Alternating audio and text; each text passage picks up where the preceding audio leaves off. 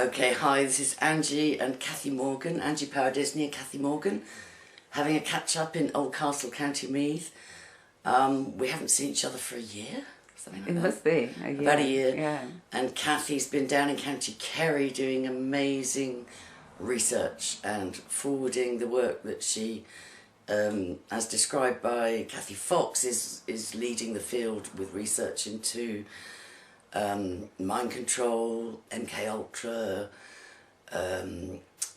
funded research, clinical trials, no consent research. Well, we're still not clear if our parents gave consent or unwittingly allowed children to be placed in clinical trials, particularly twins, of which Cathy is one. But I'm going to let Cathy, she's done this amazing chart of all the connections, which is just quite breathtaking when you go into it.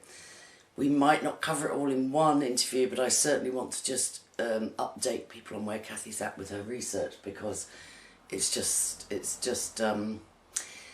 exciting and it's so validating to find the evidence. This is what so many survivors are trying to join the dots and realising things in their past are starting to make sense, but it's what's really exciting is to be able to say, yes, it was this programme, it was funded here, this was the committee, this was how it was connected, these are the areas it went on, and this is the kind of work that Cathy, in my opinion, is doing that nobody else has done, which is why I refer people to her website so often, because survivors can say this, and then it's just amazing to be able to say, and if you go to such and such a website, you'll find the evidence and the documentation there. So can you just say the name of your website again? Well, unfortunately, my website is going to run out in June, and I'm absolutely skinters. Okay. So I have got a blog, but I don't update it very often. Well, I'm sure we can raise funding to keep your website going. What's happened really? If your website's up till June. I've had a big break of being online and publishing. Because you were doing the work, yeah, you were doing the work. I was doing intense work, and also had a year before that where I was literally homeless, trying to move to Ireland, and so it's been a while since I published online. It's been a long time. Right. But is your website up at the moment? Yes. There's a small part of it up at the moment, and some blogs, but the main website went down when there was an automatic update when I wasn't online, and it went down completely. Okay. So the main one isn't up anymore. Okay. Could it be, you haven't lost work, have you? No, I have it saved. It redirects to the one that is up, which is a forum, but it's not really active as such, but there's links on there to my blogs. Okay, so and how will people find that then? Probably the best way is if you go to my WordPress blog, which is Cathki, Cathki, so Cathy but with a K before the I, and it's cathki.wordpress.com. Right, and I think that actually brings up a very good point, because this work is it should be, with £100,000 a year fellowship grants and so on. It's that cutting edge and that's important. But as everybody knows, working online, there's no income or a very hit and miss income. So although, it's not pleasant for so many people doing this kind of research and work globally to say, I need support to keep doing this. But it is a fact of the way the work is set up. There's no government or educational institute going to fund or give fellowships for this kind of research at the moment. So it's very much people, a lot of us survivors that are just doing this with a passion, with no income. So if you want, if you've got donate, any PayPal? There is a donate button on my website. That's actually. Great. Yeah. Yeah, and I'll do anything I can to help Cathy keep or get her website back up, and because this work is important, and there's I don't think anybody has documented as much evidence as Cathy has on the UK side of things with MK Ultra, and that's only an umbrella term. It doesn't really do it justice, but I'll let Cathy take over, and she's had basis interviews with Miles Johnston, as have I. She's on Facebook, and yeah, the Word blog at the moment sounds the most up-to-date place to find your work. Yeah. And I'll upload this and share it. Do please share. And if if this research helps you in any way, do please just donate whatever you can to keep this work going. It's really, really important. Thanks. Thank you, Angie. And here's your little... Thanks, Angie. I just want to say thanks for, giving me this opportunity to present my research. Oh, it's exciting. Unfortunately, because I went through the sort of upheaval of moving country and I hit a low point, all my resources were drained, and now I'm starting to get back on my feet, but I'm unfortunately in the position my website's about to go down, my laptops are on, I'm afraid of actually getting quite in danger of losing all my files because of funds.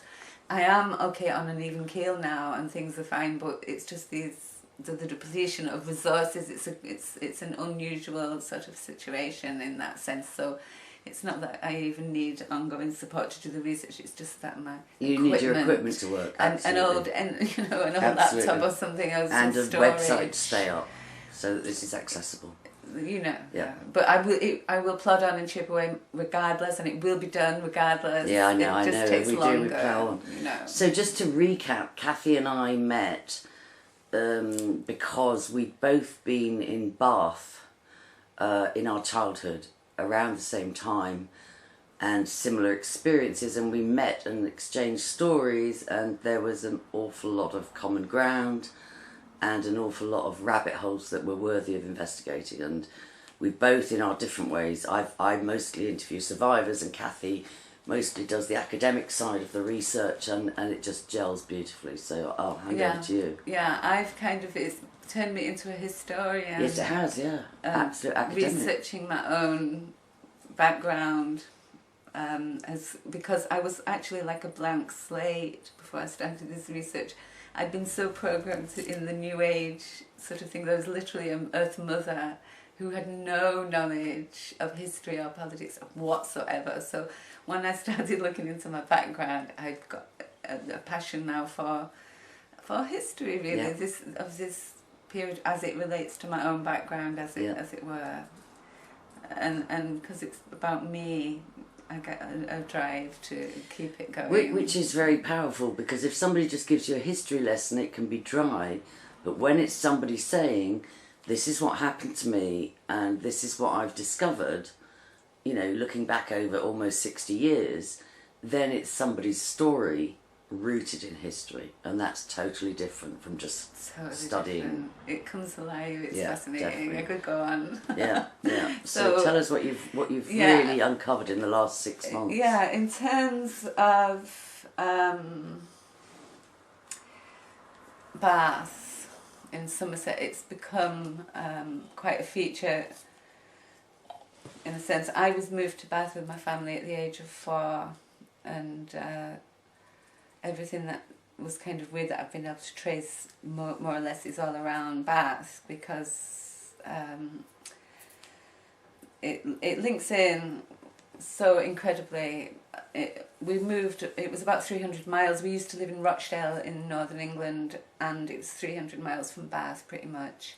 So at the age of 4, although we were born in Rochdale, and at that time we were signed up to a survey, the National Child Development Survey, and that is irrefutable, as it were, because everyone born in that week that I was born was signed up to that survey. That was it. And I found out in later years, really, when I started this research, that unlike everyone else in the survey who was just given an test, etc., at the age of 6, we'd been visited frequently. My dad said at least every 3 months, by people assessing our intelligence tests and performance, growth, heights, eugenic almost type data, but there were other features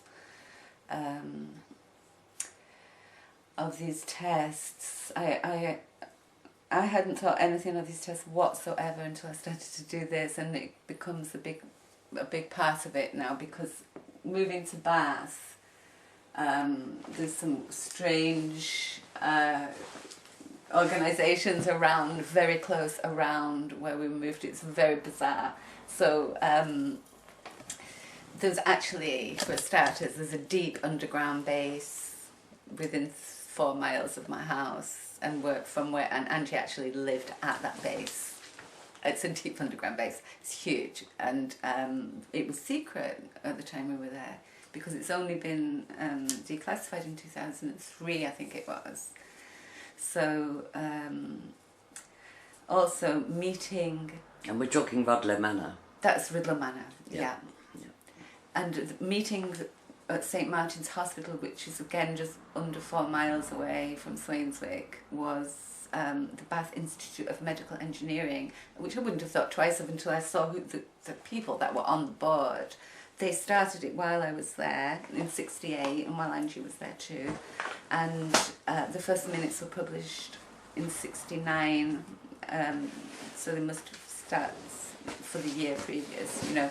And on the board in '70, the following year, was my neighbour, Sir Edward Brown, who was the MP for Bath, and he lived at the bottom of my road. We used to go to parties at his house. He had a big manor at the bottom, just a few doors down, you know, on this cul-de-sac. So he was on that board. Now the other people on the board were quite, you know, I mean, I really raised my eyebrows when I saw it. So I have like written it here. It's got Sir Robert Platt, who was president of the Eugenics Society. It has... Okay, I'll just say it from memory because I haven't put so many of them on here. We've got, there was Erasmus Darwin Barlow, who was not only his great-grandfather was Charles Darwin, but he was also a colleague of William Sargent at St Thomas's Hospital. There was a J.B. Wallace, who was a pioneer at the time in using electromagnetic radiation to kill fetuses as part of an abortion. He was American, and he was subjected to a big huge lawsuit in America that went through it all and into all the scientific details. He was an expert but fetuses do come in a lot because well, actually, we'll get to that in a moment. Let's try and just look at Bath Institute a bit more. Yeah. There was a military presence, the Department of Defence presence, and there was also a sort of almost a celebrity wing where we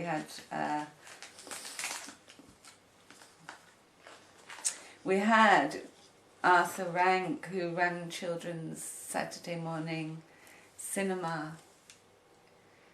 Now, all this starts to thinking because I have actually found a picture of J. Arthur Rank shaking hands with Herbert Morrison. Herbert Morrison was into this. Now, I'll bring Herbert Morrison in here because my mum, as a baby, had Lady Morrison around. She was in and out of the house. She went to school with my grandmother. So then we've got Herbert Morrison turning up, regardless of the Rochdale link, through Bath, on many of these committees, right in the thick of it. So it's almost like we were picked up and pulled in. But not only that, there's definitely a big twin thing going on here as well. Now, I'm a twin, and we were both in this survey, of course, but there was this tale of my mum being a twin and the other twin being, she was told it was stillborn and she insisted it wasn't. And apparently there's this group of babies reported as such in the National Archives, under the heading stillborn, but informant insists it was alive. And now that's the story with my mum and this twin, and what better for research because it was so into nature nurture. Is it genes? Is it the environment? They brought evidence that there we go, you know, take a twin and take them elsewhere. It actually makes you wonder whether somebody sympathetic was already sensing a lack of integrity, because for them to have recorded on the evidence documents that the mother contested that the second twin was stillborn. It sounds like even back then somebody was feeling a little uncomfortable. No, I do find all the way through this, sometimes the language used in his biographies indicates some alarm and the sharing of information. Regardless, you know, I do find that they had a sense that... For whenever somebody would be awake enough to pick up that they were trying to flag something. Because if it was completely complied with, one would think you would not document that the mother contested. Exactly. That's fantastic. Now, my grandmother used to say, I said to my mum when I started this research, was there anything unusual about our family? And she said, well, your grandma kept mentioning Lady Moran, but I don't remember why. Lady Moran, yeah. Lady Moran, which was a name that was meaningless to me, but when I looked it up, I find that Lady Moran was working at Porton.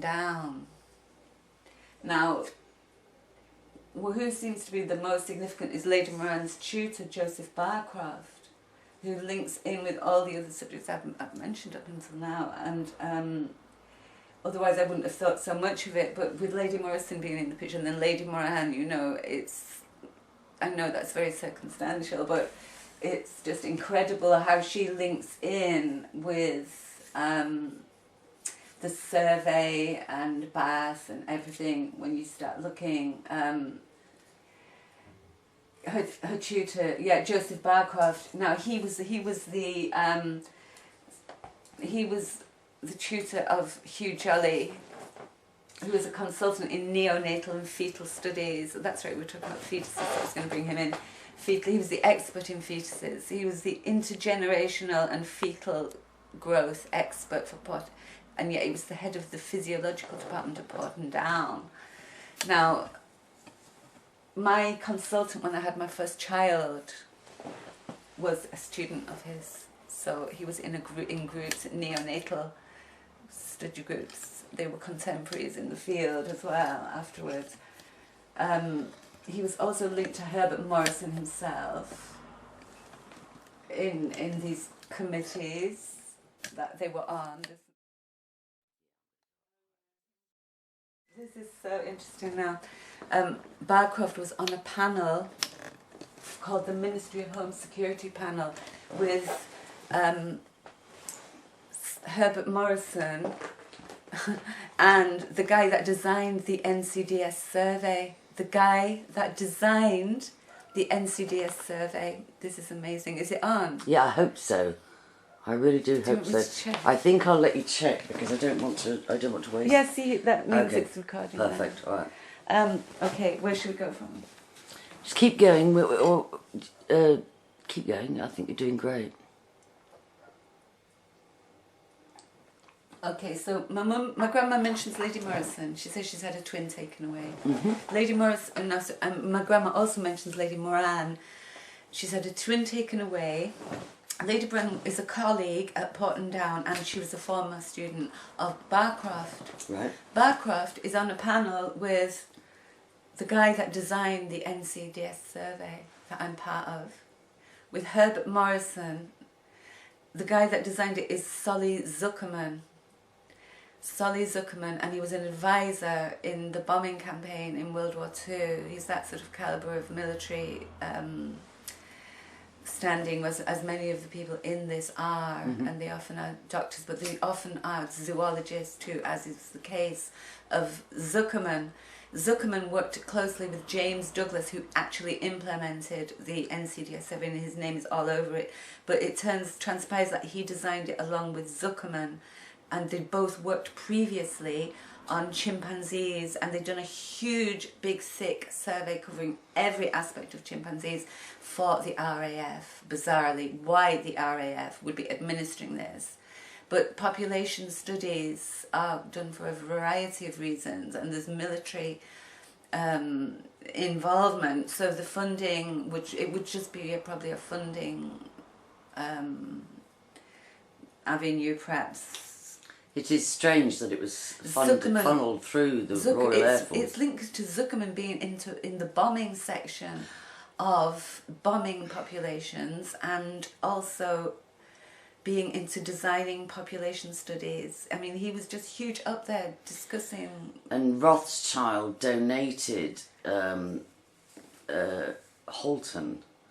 Holton Estate belonged to the Rothschilds, and shortly after World War II, he donated, I think originally it was 10 acres for an RAF base. May even have been during World War II. Where was Holton? RAF Holton, oh gosh, I don't know, north of London I think, but you can find that out. But it was a Rothschild estate. Originally he allowed them, it may have been 100 acres that he allowed them to have a temporary Royal Air Force base on, and then he ended up gifting the whole thing to them. Really? And it's the main training base still to this day for the British Royal Air Force. Oh, right. That's where the trainees go, and that's where they graduate and everything. And it was originally a Rothschild estate. Oh, well, Rothschild brings me to the Bath Institute also. Right. As does Sully Zuckerman, because he was the director of the chairman, what do they call it? President it is. He was the president of it in 1985. So the guy that designed the NCDS survey. This is 3 miles from where we moved to in Swansea. But also Rothschild does come in, which is very interesting, because we've got... on the board, we've got a chap called G. Clarkson, and his only qualification is given as being working for Dornay Day Bank. Now, Dornay Day Bank was bought in '71 by Rothschild. It was... Hold on now, let me tell you exactly which Rothschild it was. Oh no, God, I'm not very used to this, am I? Where do we look at this? It must be up here somewhere. Clarkson. Oh God, this is a disaster. No, it's not. It's not. It's the first time using this, and I know. It's an absolute resource. The reason I was mentioning Rothschild was just because it was he also, you know, why did he donate land to the Royal Air Force, you know, as opposed to the Army or the Navy or the Admiralty or whatever. Exactly. So the Royal Air Force does seem to be a sort of a theme with this, you know, these trials and these research and this social engineering. I haven't put him on, that's because I'm in the middle of doing it. Let's just, if we've just put on G. Clarkson of Dornay Day Bank. Right. Oh jeez, I'm sure I did put this now, I'm getting a deja vu. This is just a prototype, I'll tell you now. Okay. We'll put him here because he's from the Bath Institute. Now, as I say, Rothschild bought this, and then a friend of my partner's godfather was the director of Dornay Day Bank too, which is really interesting because I'll just go into him a little bit. Yeah, do. Just go where it takes you. I think we were kind of like a breeding program, actually. Because he was, Niall McGuinness his godfather was Brian Inglis, who started a foundation with Arthur Koestler, and a guy called Instone Bloomfield and Brian Inglis. So it's K for Koestler, I for Inglis, B for Bloomfield. They were that, you know, close. Now, Bloomfield was the director of Dornay Day too, and Clarkson from Dornay Day is on the panel. Now, there's other Dornay Day connections which I've noted too, but what is really interesting to me is that Instone Bloomfield is described by Andrew Pohorich of MK Ultra as his close friend.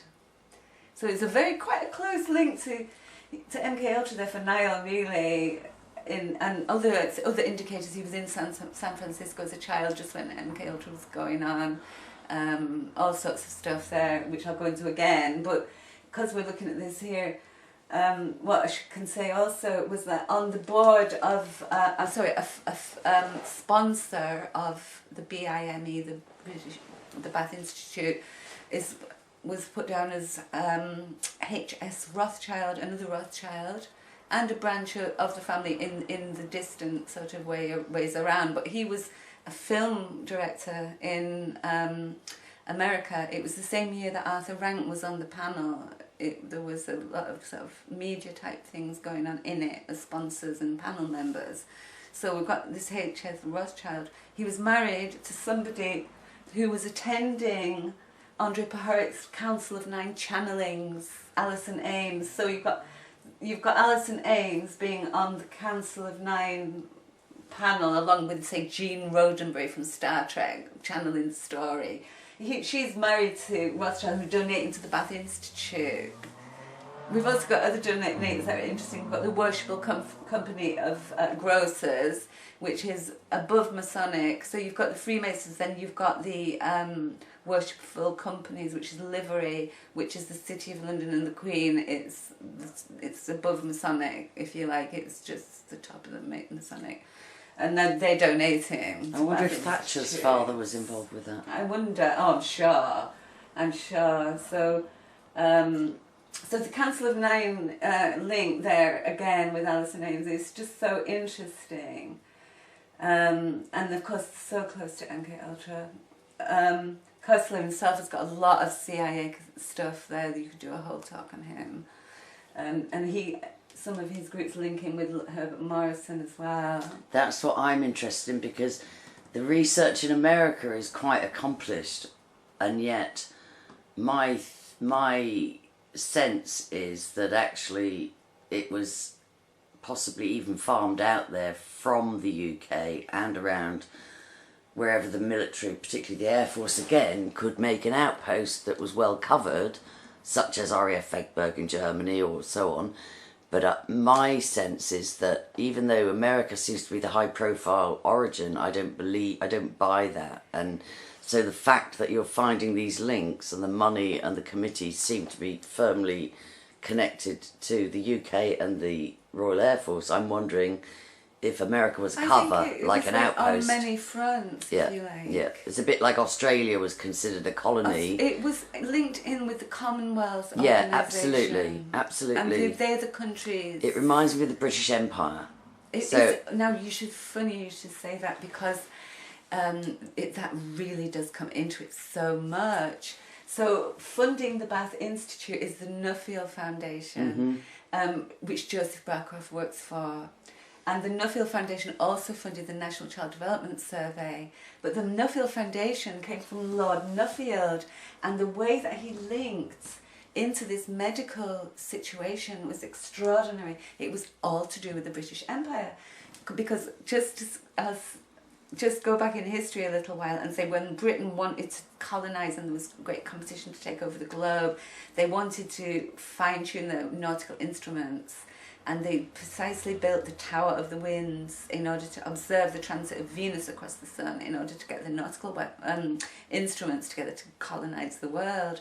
Now, in that very tower, that was built around 1760, and in that very tower in 1935, the negotiations began for Lord Nuffield to buy it for the housing of a unit which initially would have Joseph Barcroft slicing up thousands and thousands and thousands, hundreds of thousands of mothers, mammalian mothers giving birth to mammalian fetuses and babies, and he investigated everything from the plasma gas exchange between the cord, blood and the placenta. When you say mammalian, was it predominantly human fetuses? No, I'm looking at paperwork here that documents the mammalian, the animal mammalians. Okay. Although he does say in the proposal for the unit at the Tower of the Winds, they say that they're most interested first and foremost in how the human works.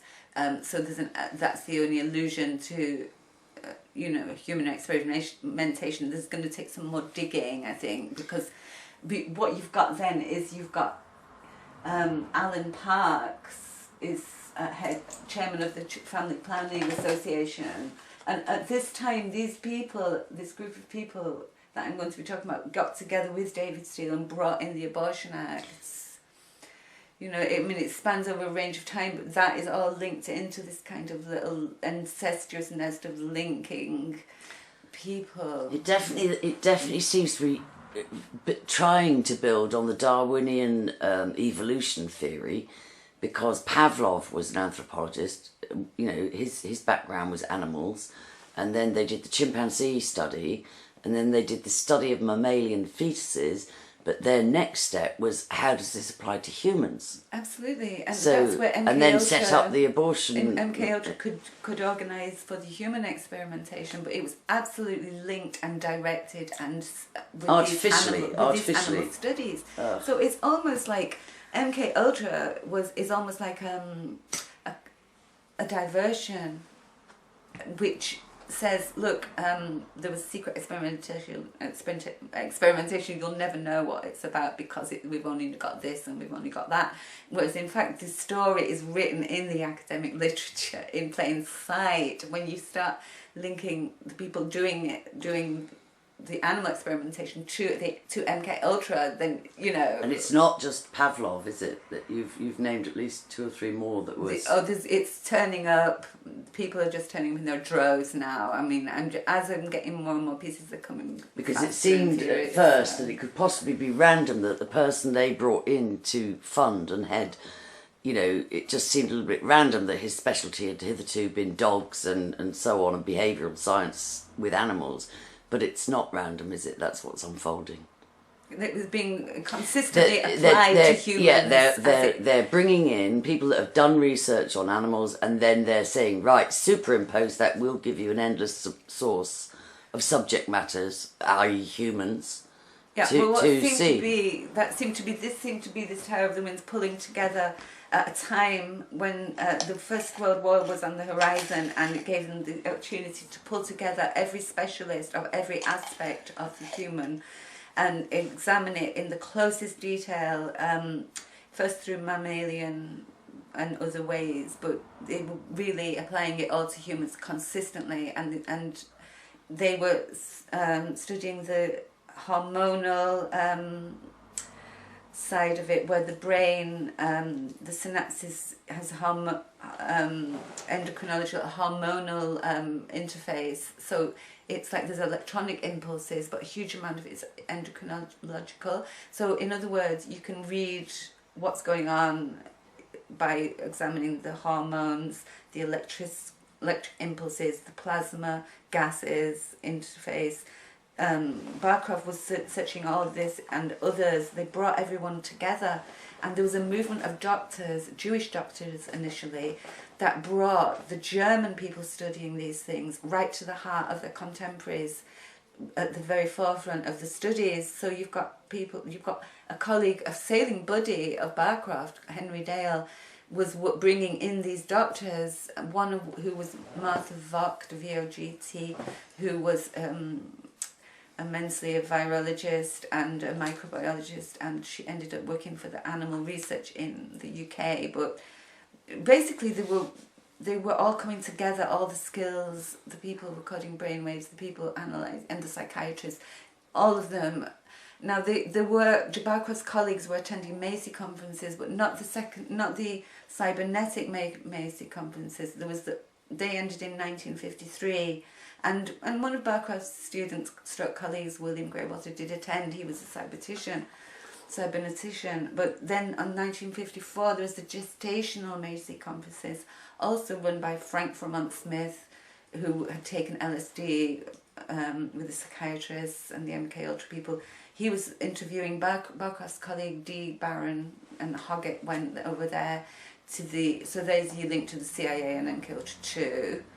It's all so incestuously linked together, this.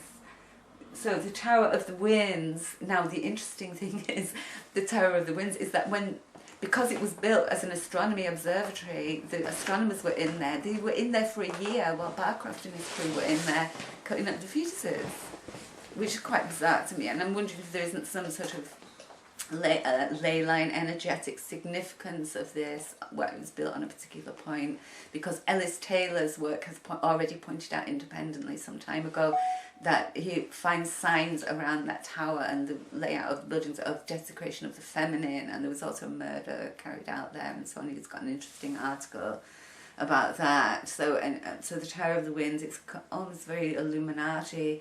There's an identical one at the Vatican, and there's the original one in Greece, which is slightly dilapidated with its Masonic frieze around it, and Hercules with a globe on his back on the very top. So the Tower of the Winds. So the astronomers moved out of the Tower of the Winds after a year. Where did they go? Bath, of course. They went to Bath. And so you've got the Admiralty in Bath. You've got the nautical instruments, the Admiralty, and the astronomers all in Bath. But what they were also doing was computational work. The first work of the first computers were being done in Bath. Which ties with caution. Yeah. And the supercomputers have now developed, and they're at Corsham, around the corner from Swainswick too, where the deep underground base is. Which connected to Porton Down and so on and so forth. Now, the NCDS had to use a computational method for the statistics, which is kind of Douglas's area, James Douglas. And it was a tabulation, and that links in, I think, to this Admiralty computer, it's looking like. That's another avenue to explore, and the very first computers come into this quite majorly. I mean, just for example, when you're looking at your own life, my best friend's dad worked for Ferranti, who made one of the first operational computers. My dad, Bastian's dad, she was Catholic too. It's weird. Anyway, not to get off subject, so basically Lord Nuffield was persuaded. I've read 2 biographies or accounts of the history of this building, and they both use the word persuaded when they're talking about Lord Nuffield giving his donation. His donation was the equivalent of £700 million in today's terms. At that time, he was hugely, hugely wealthy. He was called William Morris, and he'd made his fortune producing motor cars. The Morris Minor and so on. The Morris car, William Morris. And then he was, at the time, he donated to the Tower of the Winds, the Nuffield Foundation. There was the Nuffield Institute of Medical Research, the Nuffield Infirmary, and they were all in close proximity here, and the Tower of the Winds on Oxford. And the funding seemed to come through, as well as the government, it came through Barclays Bank. The chairman of Barclays Bank, called William Goodenough, said that Nuffield and Farquhar Buzzard, who was surgeon to the King, and the people, another guy called Brigadier Hugh Cairns, they had to lay out their proposition for the tower and its uses. So what was the chairman of Barclays Bank asking for them to lay that out for them, so that this is what, the involvement of how this was set up.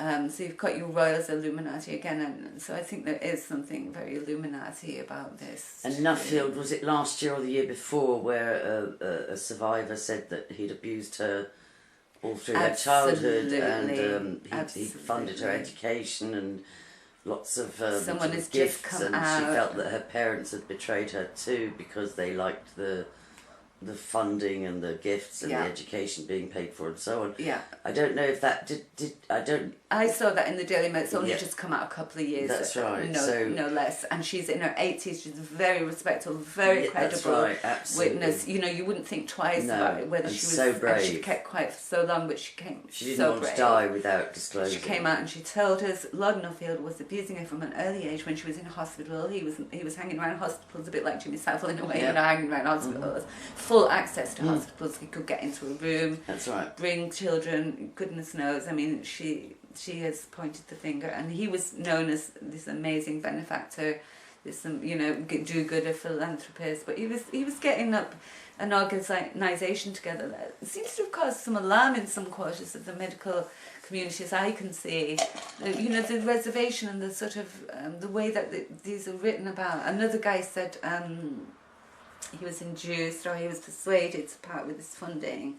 And there's interesting stories around that happening. It looks like a possible blackmail scenario, doesn't it? It looks as if the word persuaded was not accidental, and it looks as if it's got all the elements. Some people have been leaving us clues that wouldn't make sense until we unravelled this. Yeah.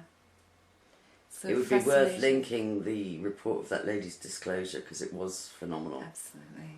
I don't know if she got justice, but she wanted not to die before she'd actually said this. Yeah. She talked openly about her mother. I don't know about her father, but she talked openly about that she had tried to disclose and tried to extricate herself from the abuse, but that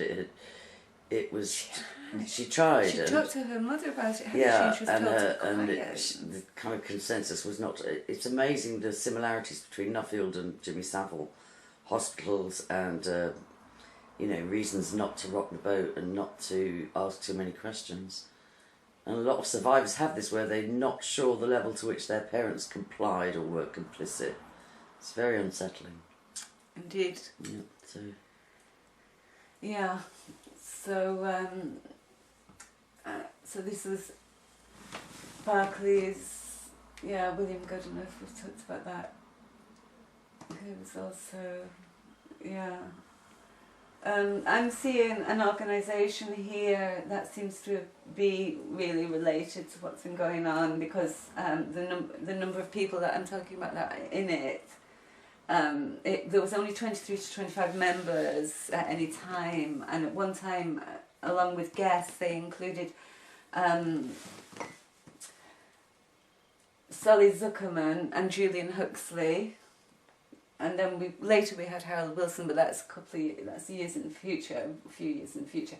But we also had John Cockcroft, who's another person who pops up in this, because my twin sister married a chap and he's related to John Cockcroft. So he pops up one or two more places too. That gets into it kind of links to the atomic engineering and the computer side of things. So what I'm finding is that my life is giving evidence of how all these things are actually not separate over there. Atomic research over down there studying chimpanzees, over there doing this. No. They're all the same people that are doing these things. This is what I have been able to show by doing, that could only be shown by what I'm doing in actual fact, and other people be able to do this too. So the Tots and Quarks, we've also got H.G. Wells on that board, and he's hugely implicated in his eugenic writings of how the population ought to be herded in a sense like animals. Literally, he goes into great detail of ways it could be done, and knocked off as well, and kept down, and so on. I won't go into that now. Alan Watt goes into it a great deal about what he says and who he was involved with. But Julian Huxley was very much involved in that side of things too, and also president of the Eugenics Society. And Robert Platt there on the Bath Institute, he was a co-author with Alan Parks. We'll just say Alan Parks helped found. He used his fortune to, when the Eugenics Society changed its name to the Galton Foundation, he used his fortune to facilitate it and to produce the journal for what was in effect still the Eugenics Society under a different name. Now, Francis Galton, I'm mentioning some of these families here, so we'll just say that the Huxleys, the Darwins, the Galtons, the Barclays and the Wedgwoods all intermarry with each other. They're known to keep it really in the family, so this is sort of getting so interesting.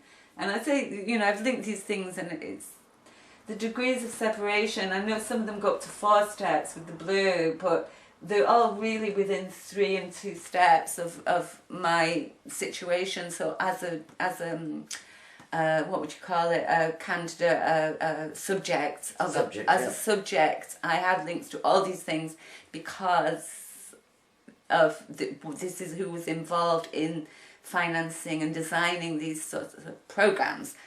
Now it seems like there's different programs going. You've come in on a different aspect, again connected with the RAF and the sort of, I suppose, data gathering. The RAF Fegberg side, the thing of possibly swapping babies at birth and observing a mother-child bond, or the absence of it, the interference even in utero or at conception, the very high level of infant mortality during a certain period at RAF Fegberg, the very high level of miscarriages, apparently random, but no, it's possible they were part of studies too.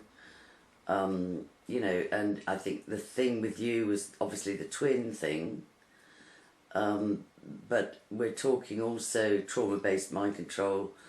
We're talking, I think we both have sexual abuse in early years as part of that. Yeah, we should go into that a little bit. As subjects, we're not just here going, no, we're not just talking academics, we're talking, this was not just a walk in the park by any means. To come to this research has taken PTSD and a way to heal. I have to deal with PTSD. And our lives are memory blanks. We tend to have lives inexplicable that we attracted in the past. Before you go on a healing path, you attract toxic relationships anyway because you're codependent, because you're traumatized. And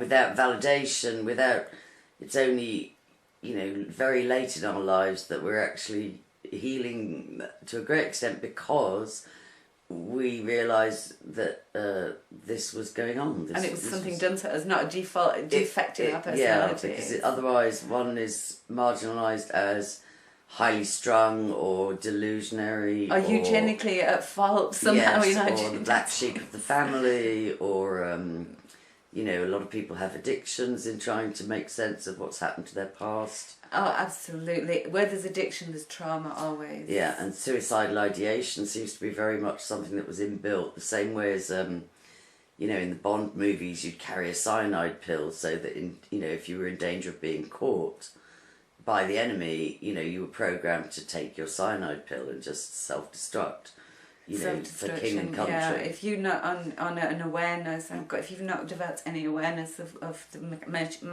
machinations behind what's going on, then you would go on a suicide bender, or at least. And that just was embedded as a mind is... control program where you weren't reliant anymore on spies agreeing to take the cyanide pill. This was something that was, with psychic driving, with that Ewan Cameron. Well, if you imagine MK Ultra as a little engine that's feeding these scientists into more and more things to look at. Yeah. Because they were all collaborating together. It was an attempt to conquer the human mind, and roboticize humans. Which was what I wanted to say about the Tower of the Winds, is that they initially built it to chart the course of Venus across the sun, so they could better rule the globe, and then it was transferred into charting the course of a human into the world and across their lives, so they could better literally colonize the human, if you like, totally take control of every aspect. And the fact that many of these people I've mentioned, as the war began, they moved into the taking over the food supply, but these were scientists and chemists that were taking over the food, and hormonal endocrinologists, people who studied the chemical composition of the brain in certain states of emotion, and then they isolated those chemicals and could even conceivably use them to control people in society. They were that caliber of research. The research was going into that type of chemical detail, and they were opening cats' brains. So well, after they'd done experiments with them, there was looking at LSD. Now this is the respectable side of LSD, where it was no longer called LSD anymore, and it was researching something called HP5, which is serotonin, which relates to LSD, and the drug thing was quite interesting. And that it's been, like, in the early days, in the Holocaust and afterwards, one of the main stays of trauma-based mind control was to start sexually abusing and physically and psychologically and emotionally torturing from a very young age to divert brain pathways and cause the honeycomb. A lot of work's been done on this, the honeycomb mind. The respectable visible scientists' work was hugely give a lot of Kinsey tried to authenticate that research, quote unquote, by having paedophiles document their practices and that's how twisted it was at that time.